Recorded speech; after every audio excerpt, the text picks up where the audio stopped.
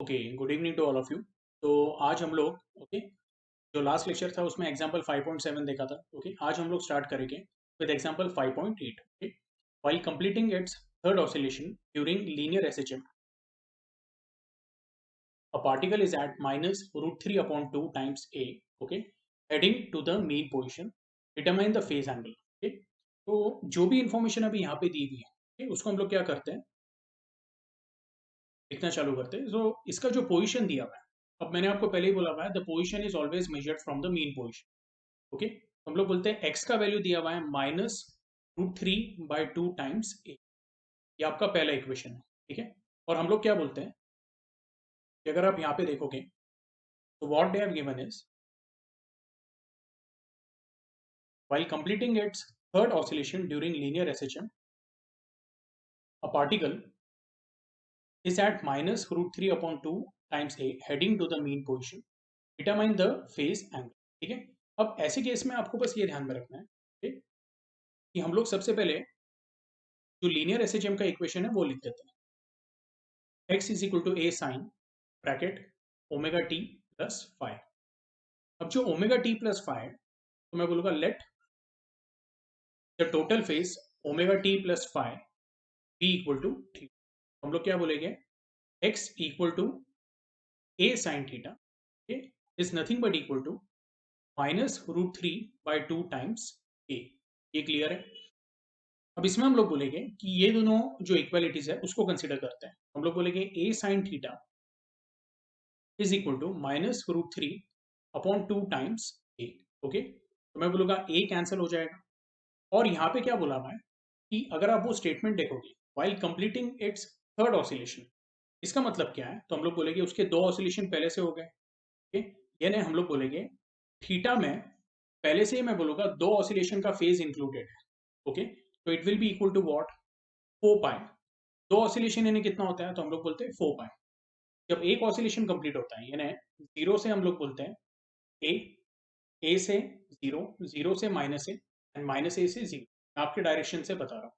तो वो केस में हम लोग बोलते हैं जब एक ऑसिलेशन होता है तो टोटल फेज कितना कंप्लीट होता है, टू पाई। तो अगर मैं बोल रहा हूँ कि दो साइकिल हो चुकी है, ओके, तो टोटल फेज कितना हुआ, फोर पाई। और क्या बोल रहे हैं कि जब वो थर्ड ऑसिलेशन कर रहा है, ओके, एक बार वापस हम लोग ये क्वेश्चन देख लेते हैं। तो यहाँ पे आपको दिया हुआ है while completing it's third oscillation, दो ऑसिलेशन हो गया। तो दो ऑसिलेशन अगर हो गया तो उसके लिए मैंने ऐसा बोला हुआ है, थीटा का जो टोटल फेज है उसमें दो साइकिल का फेज कितना हो गया, फोर पाई। और जो रिमेनिंग साइकिल है, ओके, तो जो रिमेनिंग साइकिल है उसको मैं बोल देता हूँ, लेट अस से उसका जो फेज है तो हम लोग क्या बोल सकते हैं, okay, उसको अल्फा बोल देते हैं। Okay, so what I'll say is theta is equal to what, 4 pi plus alpha। So can I say sine of 4 pi plus alpha is equal to minus root 3 upon two times, यहाँ पे ए तो cancel हो चुका है। Okay, तो आपको basic equation क्या मिलेगा, sine theta is equal to minus root three upon two. Okay, तो चाहिए तो मैं अलग से ऐसा लिख देता हूँ, sine theta is equal to minus three upon two. Theta का वैल्यू क्या है, फोर पाई प्लस अल्फा। ठीक है, तो sine of four pi plus alpha क्या है, is equal to minus root three upon two. अच्छा, थोड़ी, तो लास्ट लेक्चर में हम लोगों ने एक फॉर्मूला देखा था, मैं आपको बोला था sine of two pi plus theta is nothing but equal to sine theta. क्यों, तो टू पाई वापस उसको वही पोजिशन पे लेके आता है, यानी जीरो वाले पोजिशन। तो मैं बोलूंगा सिर्फ ये फॉर्मूला नहीं, sine of two pi into N plus theta is also equal to what, sin theta, where n can be 1 2 3 so on। ये आपको आ रहा है समझ में। okay? सपोज n का वैल्यू मैंने 2 डाला, तो ये क्या हो जाएगा, if n is equal to 2, मैं बोलूंगा sine of 4 pi plus theta will be equal to what, sine theta. अब ये वाला थीटा और ये थीटा का कोई संबंध नहीं है, ये मैं सिर्फ फॉर्मूला बता रहा हूँ आपको। वरना आप लोग क्या है ना, ये थीटा को यहाँ पे जोड़ना चालोगे, ये वाला थीटा टोटली डिफरेंट है। मैं सिर्फ ये फॉर्मूला पॉइंट ऑफ व्यू से बोल रहा हूँ। तो sine of four pi plus theta is equal to what, sine theta. तो क्या मैं यहाँ पे बोल सकता हूँ, this is going to be what, sine of alpha which is equal to what, minus root three by two. अब question ये है कि minus root three by two exactly है क्या। ओके, तो एकदम सिंपल लॉजिक है, लोग बोलते हैं x इक्वल टू 0 से x इक्वल टू a पे पार्टिकल गया, फिर 0 से a होने के बाद वो a से 0 की तरफ आया, उसके बाद फिर हम लोग बोलेंगे 0 से -a की तरफ जब जा रहा था, ओके, आपको आ रहा है समझ में? ओके, तो वो केस में हम लोग बोलेंगे कि यहाँ पे एक कौन सा तो भी पॉइंट आएगा which will be equal to what, -√3/2 times a, ये वाला जो डिस्टेंस है। अब ये वाला डिस्टेंस हम लोग बोलेंगे दो केसेस में हो सकता है, जब वो 0 से -a की तरफ ट्रैवल कर रहा है, या फिर वो -a से ओके 0 की तरफ ट्रैवल कर रहा है।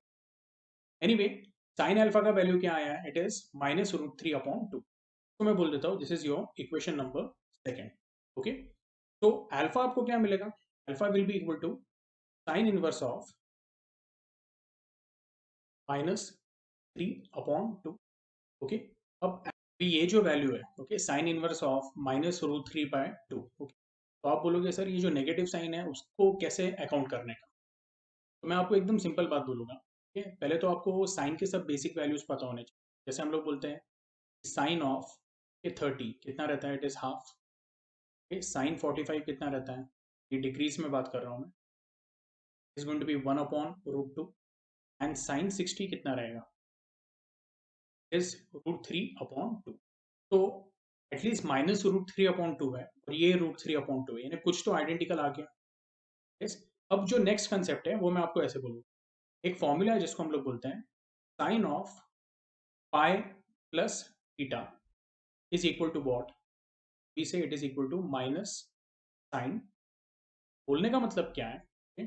जैसे हम लोगों ने यहाँ पे देखा था sine of 2 pi plus theta क्या रहता है? It is sine theta. okay? लेकिन sine of pi plus theta की जब बात आती है it is equal to what? Minus sine. आप इसको ओके क्रॉस चेक भी कर सकते हो using formula sine of a plus B. यहाँ पे आपको वो भी लिख के देता हूँ, sine of a plus B is equal to what? Sign a cos B plus cos a sine B. ठीक है, तो अगर ये फॉर्मूले में मैंने सब्स्टिट्यूट किया, यहाँ पे एक अलग कलर का पेन यूज करता हूँ, तो बेसिकली अगर मैं यहाँ पे sine of pi plus theta निकालता हूँ तो वो हो जाएगा आपका, ये ऊपर का फॉर्मूला यूज करेगा, sine pi cos theta plus cos pi sine. ये क्या हो जाएगा? साइन पाई है हम लोग बोलते हैं साइन ऑफ 180। साइन ऑफ 180 क्या है? 0। 0 इंटू कॉस थीटा क्या हो जाएगा? 0 प्लस कॉस पाई। अब कॉस पाई क्या होता है? -1। ये हो गया आपका -1 into sine theta is equal to what? Minus sine theta. तो ये मैंने आपको इनडायरेक्टली क्या किया? प्रूव करके बता दिया। तो बेसिकली मैं आपको बस इतना बोलना चाहता हूँ, if sine 60 is equal to √3/2। अब 60 डिग्री है ना, क्या होता है? तो हम लोग बोलते हैं 60 degree is nothing but equal to, you can say जैसे लिख देता हूँ 60 into pi upon 180 radian, that is equal to what? Pi. Okay, तो क्या मैं ऐसे बोल सकता हूँ साइन 60 के जगह पे sine of pi radian is equal to what? √3/2। तो अगर साइन ऑफ पाई/3 इज √3/2, तो क्या मैं ऐसा बोल सकता हूँ sine of pi plus theta, okay, plus theta की जगह पे क्या आएगा? अभी पाई/3 आएगा, okay, will be equal to what? Minus sine theta या माइनस साइन ऑफ पाई/3। क्या आपको आ रहा है समझ में? ये क्या हो जाएगा आपका? This is going to be what? Sine of pi का वैल्यू कितना है अपना? √3/2। बोलने का मतलब ये है कि हम लोग बोलेंगे अल्फा जो है, अल्फा क्या आ रहा है आपका? Sine inverse of -√3/2। आप ऐसे बोल सकते हो कि alpha is basically equal to what? Pi plus pi upon, given that ये जो एंगल है वो रेडियन में। ये आपको आया क्या समझ में? देखो, alpha is equal to sine inverse of -√3/2। अब इसको आप ऐसे कंसिडर कर सकते हो, अगर मैंने ऐसा लिखा साइन अल्फा, वो क्या आएगा आपका? -√3/2। Sine alpha is -√3/2 and sine of pi plus pi भी क्या है? It is -√3/2। So can I say alpha का value and pi plus pi का वैल्यू क्या है? सेम है। तो आपको अल्फा का वैल्यू क्या मिला, it is pi plus pi by three. क्या आपको आ रहा है समझ में? Okay, yes. तो बेसिकली हम लोग बोलते हैं कि pi plus pi by three it is nothing but equal to, can say this is 3 pi plus pi, okay, upon 3, that is going to be what, 4 pi by 3 radian, ठीक है। अब हम लोग बोलते हैं ये हुआ बेसिकली अल्फा का वैल्यू, लेकिन एक्चुअल जो एंगल था वो क्या था, it was 4 pi plus alpha. तो आपको मैं ऐसा बोलूंगा, यहाँ पे लिख देता हूँ 4 pi plus 4 pi by three. अगर मैंने ये ऐड किया तो आपको आंसर क्या आएगा, दिस का मैथ्स 4 3 ज़ा 12, 12 pi plus 4 pi, that is going to be 16 pi by 3 radian. जो टोटल फेज है, ओके, जो पार्टिकल एसएचएम कर रहा है उसका भी टोटल फेज कितना हुआ है, ये 16 पाई बाय 3 रेडियन जो आया वो एग्जैक्टली क्या है और कैसे है वो मैं आपको एक्सप्लेन करता हूँ, लेकिन पहले मैं क्या करता हूँ, तो ये साइड की स्पेस थोड़ी क्लियर कर देता हूँ। ओके, तो बेसिकली जो टोटल फेज आया आपका वो थीटा का वैल्यू है, ओके। तो थीटा हम लोग क्या लिखते हैं, theta is nothing but equal to 16 pi by 3 radian. अब 16 पाई बाय 3 रेडियन को क्या मैं ऐसे लिख सकता हूँ, this is nothing but 4 pi plus 4 pi by 3। इसको आगे हम लोग क्या कर सकते हैं, ऐसा लिख सकते हैं 4 pi plus 3 pi upon 3 plus pi by 3, okay. अब मैं आपको इसको ओके ब्रेक करके समझा रहा हूँ कि एग्जैक्टली एसएचएम में हुआ क्या है, ओके। तो हम लोग बोलेंगे this 4 pi, okay, it amounts to what, 2 cycles. 3 pi by 3 basically क्या है, 3 पाई बाय 3 इज पाई, ये क्या अमाउंट करता है, हाफ साइकिल, ओके। और बचा क्या अभी, प्लस पाई बाय 3, ओके। तो बेसिकली मैं आपको ये बता देता हूँ कि पार्टिकल जो था उसने अपना एसएचएम जीरो से स्टार्ट किया, जीरो से पार्टिकल प्लस ए पे गया, प्लस ए से जीरो पे आया, जीरो से वापस पार्टिकल कहाँ पे आया, तो बोलते हैं माइनस ए पे, और माइनस ए से जीरो पे आया, तो ये क्या हुआ, उसका एक एसएचएम हुआ। अब जब एक एसएचएम होता है तो हम लोग बोलते हैं एक साइकिल कंप्लीट, ठीक है। और जब एक साइकिल कंप्लीट होती है तो हम लोग बोलते हैं जो फेज है, ओके, वो कितना हो जाता है, इट बिकम्स 2 पाई। क्या आपको आ रहा है समझ में? फिर वापस पार्टिकल जीरो से ए पे आया, ए से जीरो पे आया, एंड वापस माइनस ए पे आया, यानी अभी फेज कितना हो गया टोटल, 2 साइकिल्स का, यानी टोटल फेज कितना हो गया, 4 पाई। इसका मतलब क्या है, पार्टिकल ने दो एसएचएम कंप्लीट कर लिए, जीरो से ए से जीरो, जीरो से माइनस ए से जीरो, अगेन जीरो से ए से जीरो, जीरो से माइनस ए से जीरो, दो साइकिल कंप्लीट हो गई है। उसके बाद पार्टिकल वापस कहाँ पे पहुंच गया है, मीन पोजिशन पे। आपको ये आ रहा है समझ में, ठीक है। अब क्या हुआ है, ये जो 3 पाई बाय 3 है, okay, which is equal to what, pi, वो आपको क्या बता रहा है कि जो पार्टिकल है, ओके, वो अपना आधा साइकिल और कंप्लीट कर ले, यानी वो वापस कहाँ से जाएगा, आधा साइकिल का मतलब क्या, दो साइकिल कंप्लीट हो गए, ओके। अब उसके बाद हाफ साइकिल लेने क्या, तो जीरो टू ए, ये हो गई आपकी 1/4, एंड ए से जीरो हम लोग बोलेंगे ये भी हो गई 1/4। तो 1/4 ये टोटल कितना हो गया, हम लोग बोलेंगे this will B plus half cycle. ये आपको आ रहा है समझ में? इसका मतलब हम लोग बोलेंगे ये जो 2 साइकिल्स कंप्लीट की, तो पार्टिकल कहाँ पे आया, मीन पोजीशन पे आया। अब मीन पोजीशन पे आने के बाद उसने और आधी साइकिल कंप्लीट की, यानी कैसे, जीरो से ए पे आया, ए से वापस जीरो पे आ गया। अब बचा हुआ क्या है, पाई बाई थ्री, ओके। तो पाई बाई थ्री यानी क्या है, अब वो कहाँ पे ट्रैवल कर रहा है, जीरो से माइनस ए की तरफ ट्रैवल कर रहा है। तो एक पर्टिकुलर पॉइंट आएगा, ओके, जहां पे हम लोग बोलेंगे कि जो हम लोग, भले ही वो जीरो से माइनस ए की तरफ ट्रैवल कर रहा है, लेकिन जो भी डिस्टेंस ट्रैवल किया हुआ है that is measured from the mean position. तो ये जो डिस्टेंस है that is equal to what, minus by 2, जो मैंने आपको ऊपर भी समझाया था, ओके। तो जब जीरो से माइनस ए की तरफ ट्रैवल कर रहा है, ओके, तब हम लोग क्या बोलते हैं कि जब वो ये पॉइंट पे पहुंचेगा तो उसका फेस कितना कंप्लीट होगा, पाई बाय 3। ये आपको आ रहा है समझ में, ओके। लेकिन आपको जो सम दिया हुआ है वो सम में क्या बोला हुआ है, यहाँ पे देख लेते हैं। While completing its third oscillation during linear SHM, a particle is at minus root 3 by 2a heading to the mean position. Okay? Heading to the mean position का मतलब क्या है, तो मैं आपको यहाँ पे बताता हूँ। तो सबसे पहले मैं एक डिफरेंट कलर की इंक करता हूँ, जैसे ब्लू कलर की इंक यूज करता हूँ, और ये जो पॉइंट है हमारा, ये पॉइंट को मैं बोल देता हूँ, लेट अस से दिस पॉइंट इज एम, अब हम लोग बोल रहे हैं कि जब पार्टिकल मीन पोजीशन से m के तरफ आ रहा है, okay? तो उसके लिए जो एक्स्ट्रा फेज जो ऐड होता है वो कितना होता है, पाई बाय 3 होता है। देखो, 2 साइकिल्स के लिए 4 पाई ऐड हुआ। फिर हम लोग बोलेंगे कि यहाँ पे अगर हम देखते हैं 3 पाई बाय 3 यानी कितना, पाई। तो पाई जो फेज है वो किसके लिए है, तो हम लोग बोलते हैं 0 to A and A to 0। ये आपको आ रहा है समझ में, ठीक है। अब ये जो पाई बाय 3 है वो किसके लिए है, this is for 0 to M, और you can say mean position to point M. ये क्लियर है आपको।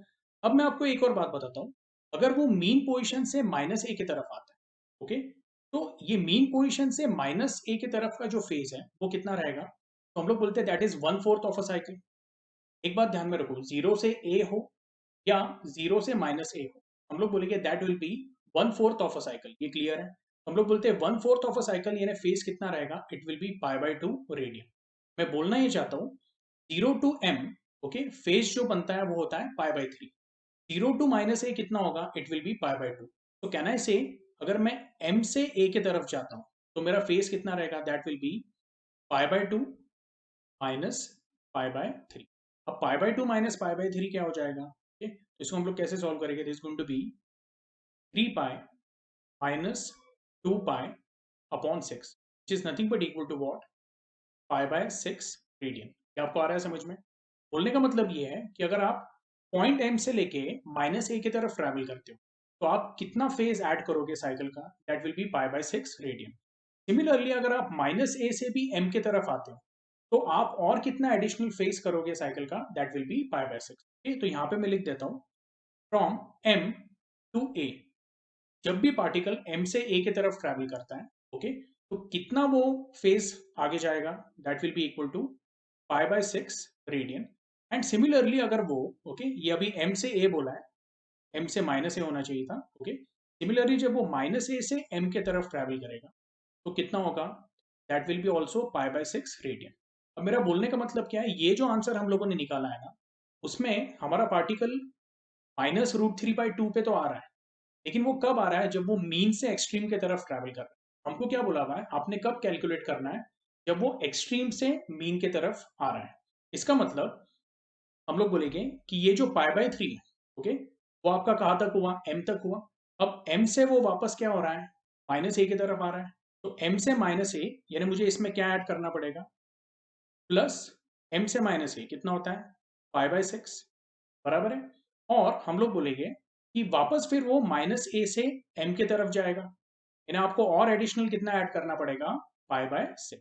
तो जो आपका फाइनल आंसर है, ओके, तो 16 पाई बाय 3 रेडियन, ओके, उसमें आपको कितना ऐड करना पड़ेगा, pi by 6 plus pi by 6, that is going to be 2 pi upon 6 is equal to pi by 3 radian. क्या आपको आ रहा है समझ में। तो इसको जब पाई बाय 3 रेडियन ऐड किया तो आपका जो फाइनल आंसर आएगा, okay, that will B, let us से उसको मैं थीटा बोलता हूँ, ये एक्चुअली आपका जो थीटा है, this is for which case, जब हम लोग बोलते हैं पार्टिकल मीन पोजिशन से एक्सट्रीम की तरफ ट्रैवल कर रहा है, ओके, और वो -√3/2 पे पहुंचता है। लेकिन अभी जो हम लोग थीटा की बात कर रहे हैं, that is for which case, हम लोग बोलेंगे जब वो एक्सट्रीम से मीन की तरफ ट्रैवल कर रहे हैं, हम लोग बोलेंगे this is going to be 16 pi by 3 plus pi by 3, going to be 17 pi by 3 radian. Okay, आपके टेक्स्ट बुक में सिंपली उन्होंने क्या किया हुआ है, ओके, ट्रिगोनोमेट्री यूज करके डायरेक्टली ये डिस्कस कर लिया, ओके। लेकिन बहुत सारे बच्चों को ये समझने में कंफ्यूजन हो, ठीक है, इसलिए मैंने ये जो सम है वो पूरा डिटेल में इस तरह से लिया। तो आपका फाइनल आंसर जो आएगा फेस का, when the particle has already completed it's 2 cycle और उसका 3rd साइकिल चालू है, लेकिन वो नेगेटिव एक्सट्रीम से मीन की तरफ आ रहा है एट द पोजिशन -√3/2, ऐसे केस में जो उसका टोटल फेज होगा that will B 17 pi by 3 radian. तो आई होप आपको ये समझ में आया, ठीक है। टेक्स्ट बुक का आंसर देख लेते हैं, ठीक, टेक्स्ट बुक में भी जो आंसर आ रहा है that is coming as 17 pi by 3 radian, okay. अब टेक्स्ट बुक का मेथड आप लोग समझने की कोशिश करो, ओके, अगर आपको इसमें कुछ डाउट होगा, ओके, तो आप मुझे पूछ सकते हो, ओके। लेकिन आई होप जो मैंने आपको एक्सप्लेन किया है वो आपको समझ में आया। आपको वो थोड़ा लेंदी लगेगा, लेकिन अगर आप स्टेप बाय स्टेप, ओके, हर एक पॉइंट प्रॉपरली लिखते हो, ओके, आपके बुक में आप प्रॉपर उसके नोट्स निकालते हो, तो आपको समझ में आएगा कि मैंने ग्राफिकली ऑसिलेशन को किस तरह से बताया है और उसके साथ फेस कैसा डिस्कस किया। जैसे हम लोग बोलते हैं अगर मैं 0 से ए की तरफ जा रहा हूँ तो कितना फेज बढ़ता है साइकिल का, पाई बाय 2।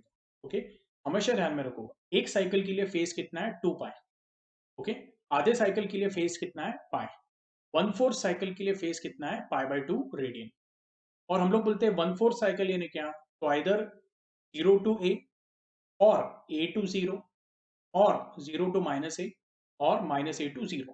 तो ये चारों में से कोई भी अगर हम लोग बोलते हैं, आप 0 टू ए कंसिडर करते हो तो भी 1/4 साइकिल होता है।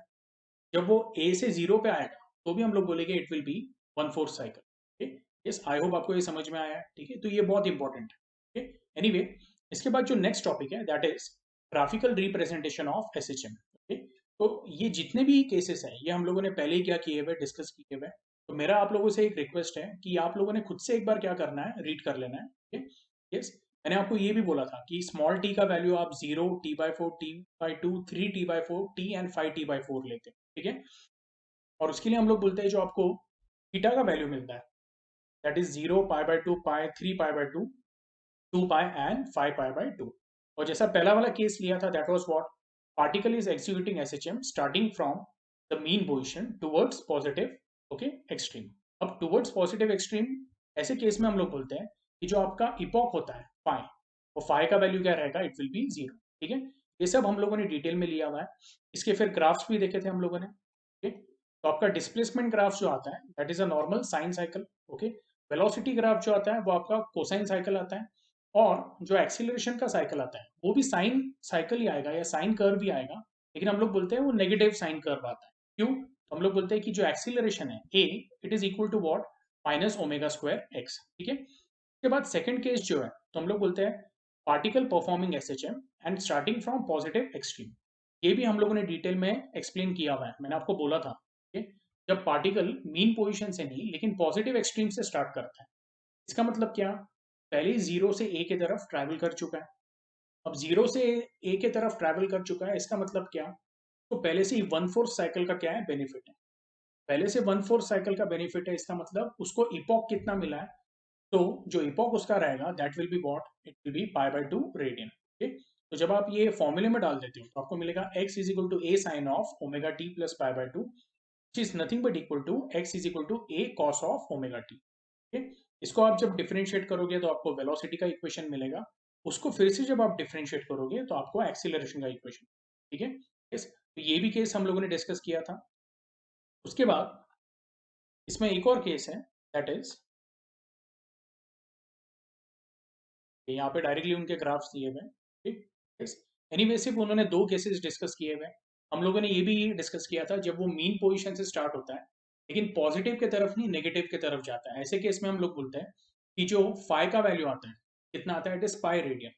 और एक और केस ये डिस्कस किया था when the particle starts from negative extreme, ऐसे केस में जो उसका इपॉक रहेगा वो क्या रहेगा, it will be 3 pi radian. Okay, yes. Anyway I hope आपको वो समझ में आया है। प्लीज उसके लेक्चर देखना है, टेक्स्ट बुक के साथ वापस एक बार क्या करना है, आपने जो आपने नोट्स बनाए हैं उसको मैच करना है। अगर कुछ डाउट आया तो आपने क्या करना है, ग्रुप के ऊपर वो डालना है। ठीक है, यस। एनीवे, इसके बाद जो नेक्स्ट इंपॉर्टेंट टॉपिक है that is composition of two SHM having same period and along the same path. Okay, अब कॉम्पोजिशन ऑफ टू एसएचएम यानी क्या, हम लोग बोलेंगे कि ऐसा एज्यूम करो कि there is a particle, okay, which is subjected simultaneously to two SHM having the same period along the same path। okay? अब देखो एक बात ध्यान में रखो, कोई भी पार्टिकल SHM क्यों करेगा, जब उसके ऊपर कोई फोर्स एक्ट हो रहा है। जब वो फोर्स एक्ट हो रहा है तब हम लोग क्या बोलते हैं कि वो ऑसिलेशन में सेट होता है। अब ऐसा इमेजिन करो पार्टिकल एक ही है लेकिन साइमल्टेनियसली उसके ऊपर दो अलग अलग क्या हो रहे हैं, फोर्सेस एक्ट हो रहे हैं। वो जो दोनों फोर्सेस हैं वो इस तरह से है कि अगर मैं उनको इंडिविजुअली कंसिडर करूं, ओके, तो पहला वाला फोर्स जो F1 है वो उसको क्या करेगा, पहले SHM में सेट करेगा। इसका इक्वेशन क्या है, that is x1 is equal to a1 sine of omega T plus phi1। Okay, दूसरा वाला जो फोर्स है अगर सिर्फ वो ही एक्ट करता है, ओके, तो वो भी पार्टिकल को SHM में सेट करेगा जिसका इक्वेशन रहेगा x2 is equal to a2 sine of omega T plus phi2। Okay, लेकिन हम लोग क्या बोल रहे हैं, जो दोनों फोर्सेस अगर साइमल्टेनियसली एक्ट करते हैं, ओके, तब क्या होगा, तो आप बोलोगे सर अगर वो दोनों साइमल्टेनियसली एक्ट करते हैं, ओके, तब हम लोग क्या कर सकते हैं, उनका रिजल्टेंट फोर्स निकाल सकते हैं। और वो रिजल्टेंट फोर्स क्या एसएचएम देगा हम, ओके, वो हम लोग निकाल सकते हैं। तो पहली बात मैं आपको ये बताना चाहूंगा कि जो दोनों फोर्सेस हैं, ओके, वो दोनों फोर्सेस पार्टिकल को ऐसे एसएचएम में सेट कर रहे हैं विच इज अलोंग व्हाट, तो लेट अस से अलोंग द सेम लाइन। ये आपको आ रहा है समझ में? यानी अगर पहला वाला जो फोर्स है वो अलोंग एक्स डायरेक्शन कर रहा है, तो जो दूसरा वाला फोर्स है वो भी क्या कर रहा है, पार्टिकल को सेम डायरेक्शन में क्या कर रहा है या अलोंग द सेम लाइन क्या कर रहा है, एसएचएम में सेट कर रहा है। तो फिर फर्क क्या है, हम लोग बोलेंगे कि फर्क है एम्पलीट्यूड का। जैसे पहले केस में आप देखो x1 is what, it is a1 sine of omega T plus y1, और हम लोग बोलते हैं एम्पलीट्यूड तो अलग है, जैसे यहाँ पे a1 है यहाँ पे a2 है, लेकिन जो उनका इपॉक है दोनों के लिए वो भी क्या है, अलग अलग है। तो दोनों के लिए सेम क्या है, तो हम लोग बोलते हैं जो एंगुलर फ्रीक्वेंसी है ओमेगा, ओके, वो दोनों के लिए क्या है, सेम। ठीक है, तो हम लोग बोलते हैं कि अगर दो अलग अलग फोर्सेस साइमल्टेनियसली एक ही पार्टिकल पे एक्ट कर, और दोनों forces individually are capable to set the particle in SHM, तो हम लोग बोलते हैं जो कॉम्पोजिशन ऑफ एसएचएम रहेगा या जो रिजल्टेंट एसएचएम रहेगा वो क्या रहने वाला है, वो हमको स्टडी करना। तो वो कैसे करते हैं हम लोग, okay? तो we say let the first SHM be x1 is equal to a1 sin of omega t plus phi1 and x2 is equal to a2 sin of omega t plus phi2. Then the resultant displacement x at any instant t is given by x is equal to x1 plus x2. Okay? इसको हम लोग यहाँ पे solve करेंगे, तो title डाल देता हूँ कॉम्पोजिशन ऑफ एसएचएम। तो पहला जो इक्वेशन है that is x1 is equal to a1 sine of omega T plus phi1, थोड़ा सा अच्छे से लिख देता हूँ x2 is equal to a2 sine of omega T plus phi2। ये आपका इक्वेशन 1 है, ये आपका इक्वेशन 2 है, और हम लोग बोलेंगे जो रिजल्टेंट डिस्प्लेसमेंट रहेगा that will be x which is equal to what, x1 plus x2। अब हम लोग बोलते हैं since they are around the same line, हम लोग बोलते हैं vectors can be directly added और सब्ट्रैक्टेड, इसलिए यहाँ पे कोई वेक्टर लॉ यूज करने की जरूरत नहीं है, जैसे ट्राइंगल लॉ या पैरेललोग्राम लॉ। ओके, यस, तो x is simply equal to what, x1 plus x2। इसको सॉल्व करते हैं, ये हो जाएगा आपका a1 sine of omega T plus phi1 plus a2 sine of omega T plus phi2। ठीक, अब a1 को ऐसे ही रहने देता हूँ मैं, यहाँ पे एक ब्रैकेट ओपन करते हैं। मैंने आपको जो फॉर्मूला बोला था sine of a plus B, okay, वो फॉर्मूला हम लोगों को क्या करना है, यहाँ पे यूज करना है। Sine of a plus B क्या था, साइन है कॉस बी प्लस कॉस है साइन, यानी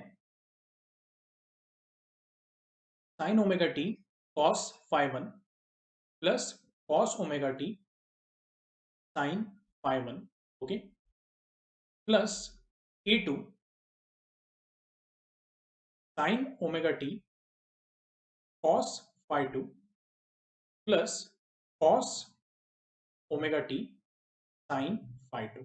ओके, तो दोनों जो साइन फंक्शन है, ये वाला और ये वाला, ओके, दोनों को सेम हम लोगों ने फॉर्मूला अप्लाई किया। ओके, अब इसको मैं ओपन करता हूँ। ओके, तो पहला टर्म क्या रहेगा, it will be a1 sine of omega T cos phi1 plus a1 cos of omega T sine phi1 plus अभी a2 को इससे मल्टीप्लाई करेंगे तो आपको मिलेगा a2 sine of omega T cos phi2 plus a2 cos of omega T sine phi2। अब अगर आप इसमें देखोगे तो ये दोनों टर्म को एक साथ ले लेते हैं, क्यों, तो दोनों में साइन ओमेगा टी, मैं बोलूंगा यहाँ पे साइन ओमेगा टी कॉमन ले लिया, तो आपको ब्रैकेट में मिलेगा a1 cos phi1 sorry, a1 cos phi1 plus a2 cos phi2, okay, bracket close, और इधर से हम लोग cos ओमेगा टी कॉमन ले लेते हैं, तो आपको मिलेगा a1 sine of phi1 plus a2 sine of phi2। ये क्लियर है? ओके, हम लोग बोलेंगे लेट, अब जो भी कॉस कंपोनेंट है, ओके, तो उसको इस तरह से लिखेंगे, let a1 cos phi1 plus a2 cos phi2 be equal to r cos of delta. Okay, अब आप बोलोगे सर आर क्या है, तो मैं बोलूंगा जो कॉम्पोजिशन ऑफ एसएचएम रहेगा, कंबाइंड एसएचएम, उसका वो क्या रहेगा, एम्पलीट्यूड रहेगा आर। और जो डेल्टा रहेगा तो वो एसएचएम का क्या रहने वाला है, इपोक रहने वाला है, ठीक है। और मैं बोलूंगा let A1 sin phi 1 plus A2 sin phi 2 P equal to R sin delta. चाहिए तो इसको इक्वेशन 1 बोल देते हैं और इसको इक्वेशन 2 बोल देते हैं, ठीक है। अब इसमें पहली बात क्या करेंगे हम लोग, ठीक है? मैं यहाँ पे ऐसे लिख देता हूँ कि ये दोनों इक्वेशंस को अगर यहाँ पे सब्स्टिट्यूट तो आपको मिलेगा x is nothing but equal to sine omega T into R cos delta plus cos omega T into R sine delta. Okay, R को बाहर ले लो, आपको मिलेगा sine omega T cos delta plus cos omega T sine delta, ठीक है। This will be nothing but equal to X equal to R sine omega T cos delta plus cos omega T sine delta. जैसे यहाँ पे हम लोगों ने ये expand किया था तो हमें ये फॉर्म मिला था, तो आपको सिमिलर फॉर्म मिल रहा है, तो इसको हम लोग कैसे लिखेंगे, this will be X equal to R sine of omega T plus delta. Okay, is your important equation 3, और ये हम लोग बोलते हैं कंबाइंड एसएचएम का इक्वेशन, ठीक है। अब क्वेश्चन ये आता है कि सर आर का वैल्यू क्या है और डेल्टा का वैल्यू क्या है, तो आर का वैल्यू कैसे निकालेंगे, तो हम लोग ऐसे बोलेंगे, सबसे पहले मैं लिख देता हूं स्क्वायरिंग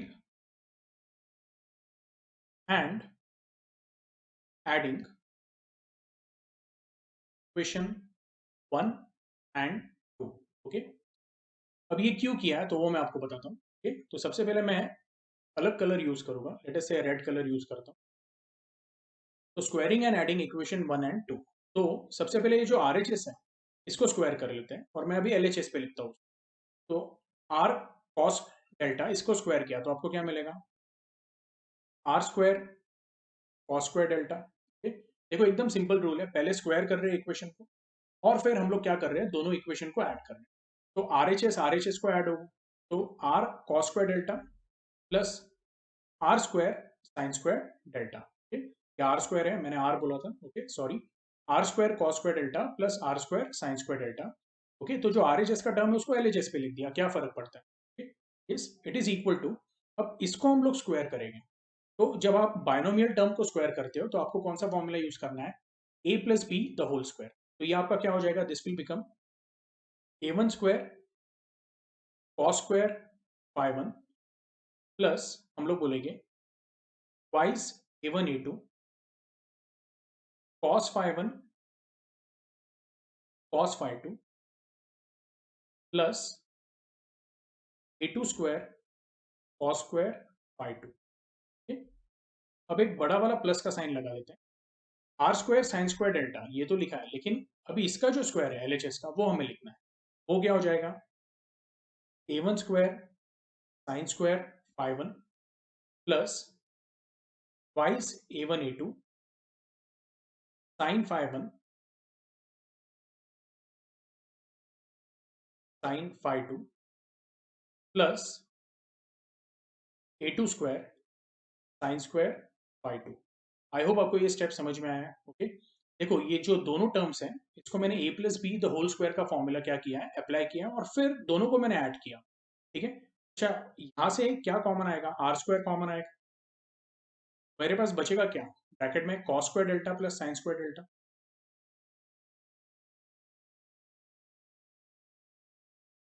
ओके, और यहाँ पे भी हम लोग ऐसे ही कुछ जो कॉमन टर्म्स है वो निकालेंगे, लेकिन पहले क्या करता हूँ मैं आप लोगों को बोलूंगा ये पूरा जो डेरिवेशन मैंने लिखा है एज इट इज आपने कॉपी करना है, ठीक है। फिर मैं ये साइड का स्पेस थोड़ा क्लियर कर देता हूँ, ठीक है। ये इसका जो आर एच एस है मैं ये साइड पे लिखूँ, ठीक। तो मैंने इस साइड का स्पेस क्लियर कर दिया है, ठीक है। तो ये क्या था हमारा, R square cos square delta plus sine square delta. काम करते हैं,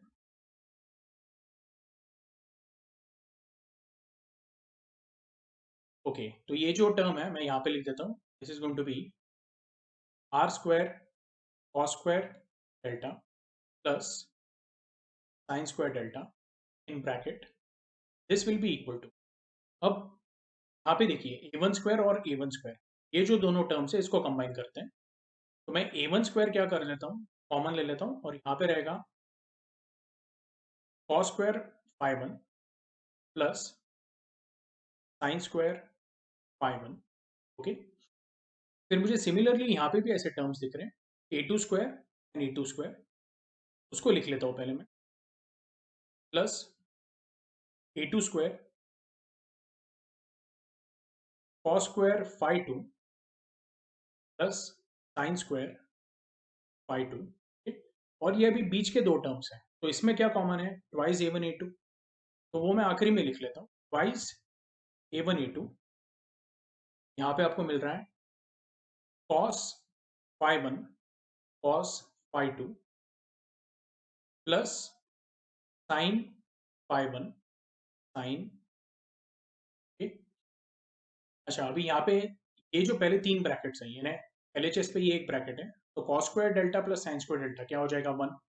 तो आपका LHS पे बचेगा क्या, सिर्फ आर स्क्वायर बाकी रहेगा। इधर भी हम लोग बोलेंगे cos square phi one plus sine square phi one, ये भी क्या हो जाएगा, 1। तो आपके पास क्या रहेगा, सिर्फ a1 स्क्वायर बाकी रहेगा, a2 square into cos square phi two plus sine square phi two, ये भी क्या हो जाएगा, 1। Will become a2 square plus twice a1 a2।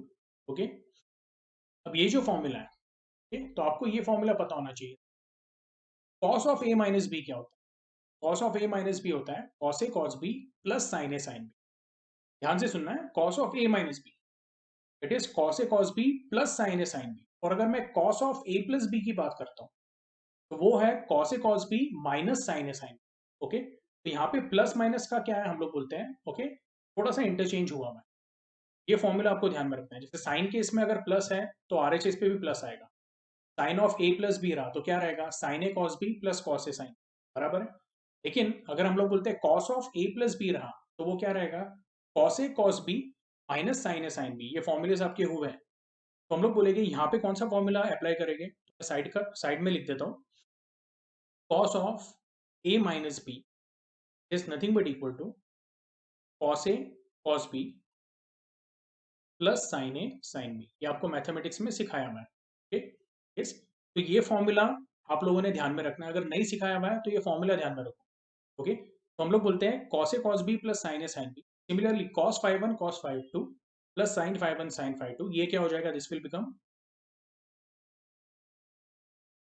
Cos of a minus b, या फिर आप इसको बोलो cos of phi one minus phi two. Okay, तो कहने से आर क्या हो जाएगा, R will be equal to under root of a1 square plus a2 square plus 2a1 a2 cos of phi one minus phi. Okay, ये clear है।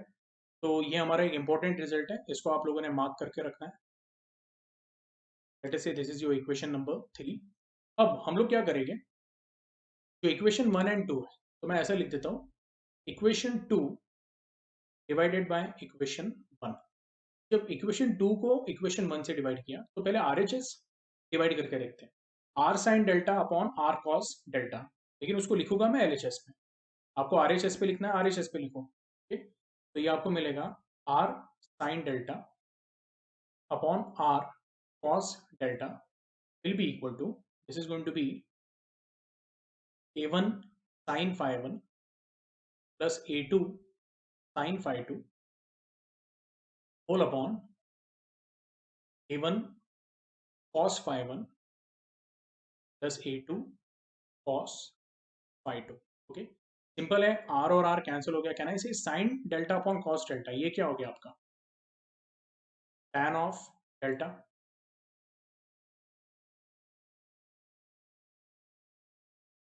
Okay, चलो यहाँ पे लिख देते हैं हम लोग sin delta upon cos delta, ये बेसिकली क्या हो गया आपका, tan delta.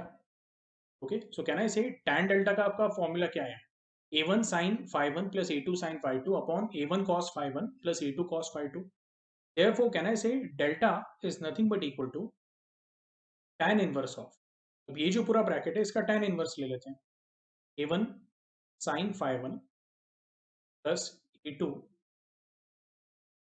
sin phi 2 whole upon a1 cos phi 1 plus a2 cos of phi, ये क्लियर है। ये आपका जो डेल्टा है, डेल्टा बेसिकली क्या है, तो हम लोग बोलते हैं it is the epoch of combined SHM. Okay, yes, I hope आपको ये समझ में आ रहा है। अब ये जो मैंने टाइटल दिया हुआ है, इसको कॉम्पोजिशन ऑफ एसएचएम बोलते हैं और कॉम्बिनेशन ऑफ एसएचएम भी बोलते हैं। यस, तो टेक्स्ट बुक में जो आपको इक्वेशंस दिए हुए हैं,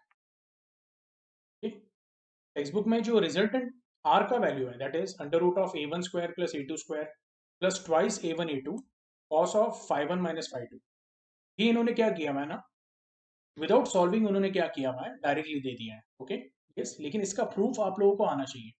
अगर आप डायरेक्टली फॉर्मूला ओके मगअप करोगे या इसको ओके डायरेक्टली आप ध्यान में रखोगे, तो शायद आपको ये टफ जा सकता है। इसलिए मैंने इसका पूरा मैथमेटिकल डेरिवेशन आपको सॉल्व करके दिया है।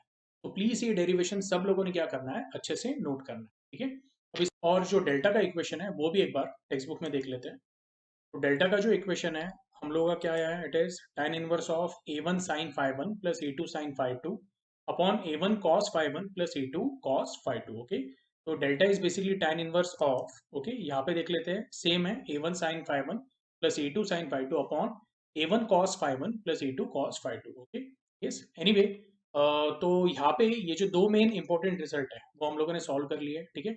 अब इसमें कुछ स्पेशल केसेस है, तो वो हम लोग क्या करेंगे, जो हमारा नेक्स्ट लेक्चर रहेगा उसमें देखेंगे डिटेल में। ओके, यस, तो केसेस बेसिकली क्या है, हम लोग बोलते हैं कि अगर ये जो फेज डिफरेंस है five one minus five two, इसके अलग अलग वैल्यूज लिए, जैसे अगर हम लोग बोलते हैं if the value is zero और द वैल्यू इज 180 और the value is 90, okay 90 degree, तो इसका मतलब क्या है। अभी आप बोलोगे सर इसको तो हम लोग डायरेक्टली सॉल्व कर सकते हैं, लेकिन एसएचएम में उसका इंटरप्रिटेशन क्या है, ओके वो हम लोग क्या करेंगे अगले लेक्चर में, ठीक है। यस, तो आज के लिए हम लोग क्या करते हैं, यहाँ पे ही स्टॉप करते हैं। ओके।